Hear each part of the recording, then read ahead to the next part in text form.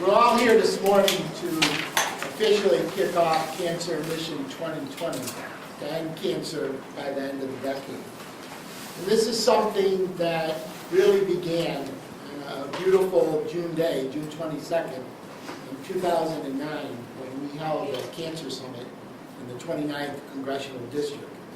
And many of you that are here with us this morning were actually at that summit. And I learned a lot because, as many of you know, especially here, it's hard to believe it'll be 32 years next year. Camp Good Days has been in business. Over 43,000 campers from 26 different countries and 22 different states. We have programs for children. We have a women's program that's actually the fastest growing program at Camp Good Days. We have programs for siblings, programs for children who have a mom or dad who's dealing with cancer or lost their battle to cancer. Everything that we've done has been about what could we do today to improve the quality of life for children and families that are dealing with cancer. And in fact, when people ask me what I feel most proud of over these last 32 years was that no family today, given the news that they have a family member diagnosed with cancer, has to deal with it alone anymore unless they choose to do so. But I honestly believed in my lifetime I wouldn't have to go to any more funerals and watch parents bury their children as I did, go against the laws of nature when it should be children burying their parents after hopefully living to a ripe old age. And in 2009, I went to 9 funerals of our campers. And the last one was a young boy, 12 years of age, with a brain tumor exactly the same that my daughter Teddy had. And after we left the cemetery, and we were driving home, I said to my wife, I said, I don't know if that's going to happen in my lifetime. And I struggled with why. Why haven't we been able to find the answers? And so I began calling people that I had met over these past, at that time, 30 years. People who I respected, some of the best people, medical people, researchers. And I was astonished at the responses I would get at the other end of the phone. I was astonished when I realized the last time that cancer was at the forefront in this country was in 1971 when President Nixon said that as a country we're going to declare war on cancer. Think about that. 2011, that'll be 40 years. And what's happened over these past 40 years? Well, this week in the United States of America, 11,000 Americans are going to die of cancer. 11,000 died last week, and 11,000 will die next week. And those 11,000 don't live in a vacuum. There's somebody's mother, father, brother, sister, husband, wife, or like in my case, a child. Right now in the United States, if you're 85 or younger, cancer is the leading cause of death. If you're 30 to 65, cancer takes 3 times the number of Americans in the next, more Americans than the next 3 causes combined. If you're 0 to 14, depending upon whose figures you look at, it's either second or third following accident. In 1979, when my daughter Teddy was diagnosed, it was second accidents.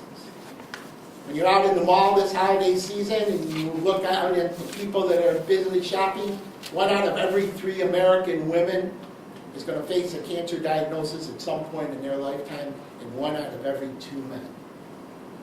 The World Health Organization at their annual meeting this past summer announced that not only is cancer the most economically devastating disease, but for the first time it was the #1 disease killer in the world. And many people here believe that if we don't do something in this country by 2016, cancer will be the leading cause of death, regardless of how old you are. But there's never been a better time in our history than to launch something like this.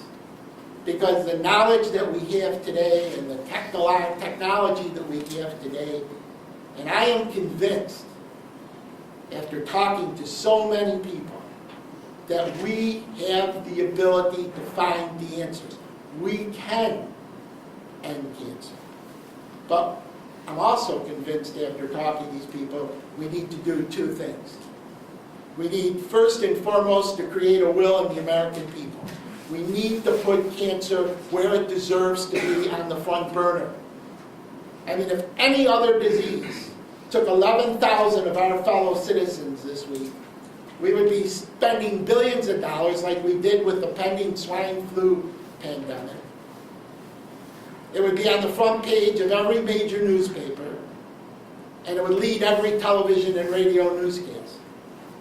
I mean, I remember when that was going on, that I had a very good friend, Dr. Cameron Tubby, who used to be the chief of the adolescent unit at Roswell Park, who now is down in Tampa at St. Joseph's Cancer Institute. And he called me one day, asked me if I could talk to a group there. And so I did. And I was going through all that pending swine flu. And so I said, if they would indulge me, we'd take a little bit of a survey. And I said, how many of you here tonight, yourselves, someone in your family, someone you work with, go to church, synagogue, or mosque with, has been touched by the swine flu? And people laughed. And then I said, how many of you here tonight, yourselves, someone in your family, someone you work with, someone you go to church, school, or synagogue with, has been touched by cancer? Almost every hand in the place went up.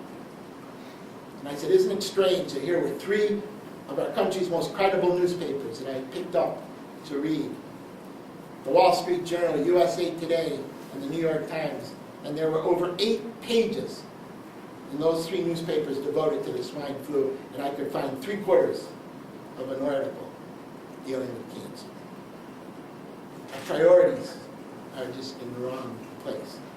So today, we're taking that first step by launching a website, cancermission2020.com.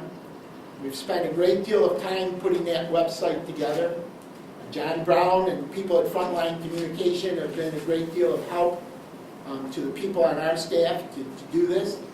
A number of you that are here today have participated, lend your time to do videos for the website. We wanted to start right here in Rochester because that's where Camp Good Days began. And who knew at that time, when this little chubby guy got up and said, you know, I want to take children with cancer to the Adirondack Mountains to go to camp, and people like all of you sitting here today would look at me and say, I think this guy has lost it. I think he needs to be committed. Because he had a tough time figuring how could you want to take children who are dealing with cancer to, of all places, the Adirondack Mountains, and they would enjoy it. I'll never forget it. I was speaking to the Downtown Kiwanis Club. We had no testimonials, no pictures. I thought I did a pretty good job. And then one of the senior partners of one of Rochester's largest law firm, who I had known from my work in my regular job, said to me, exact words. He said, Gary, our hearts go out to you and your family. He said, but I have to tell you, I am quite bothered by your wanting to congregate these children any more than is necessary for treatment. Think about that. My friend said that I turned all different shades of gray and white. And I don't know why, but I said to him, Ed, I don't know about you, but when I go home, I have a young lady who's looking forward to going to camp. And 3 years later, I got the biggest check that Camp Good Days had ever received from this guy, with his business card, and on the other side he just wrote, Gary, I guess you were right. And I really believe that the way we get things to happen is it's got to come from all of us, the people. And I